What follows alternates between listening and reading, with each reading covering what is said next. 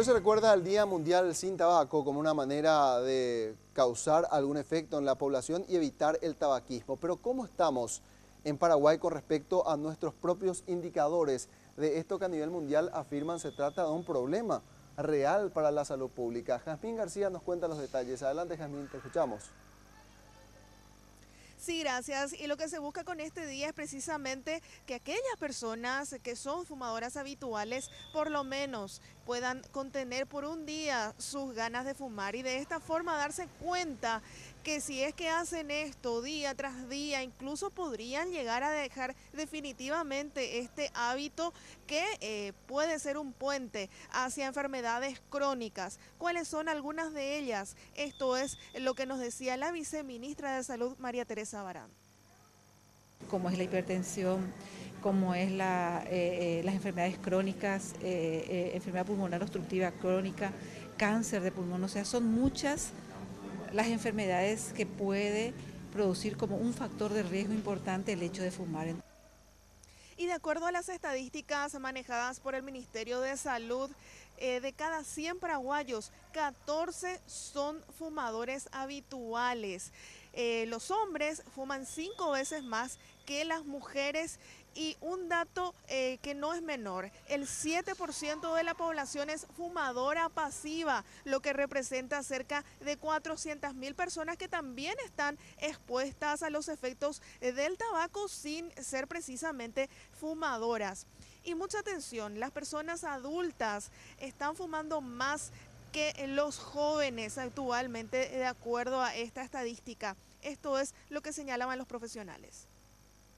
Una encuesta que hicimos en el 2008 nos mostró que había alrededor de 10% de jóvenes que estaban fumando y una segunda encuesta que hicimos en el 2014 nos muestra que 5.9% de la población juvenil fuma, o sea que hay un descenso significativo, lo cual nos anima a seguir trabajando con los jóvenes.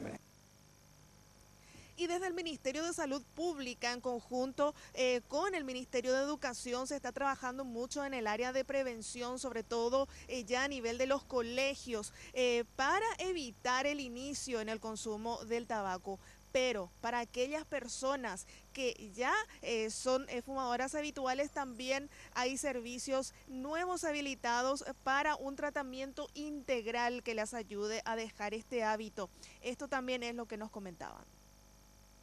Puesto acá en Asunción en el INERAM, después otro centro de referencia es en el Centro de Salud número 3, ahí sobre Colón y Humaitá, y después ya en San Lorenzo, en el interior del país, y está previsto habilitar 5 a 7 consultorios más durante este año.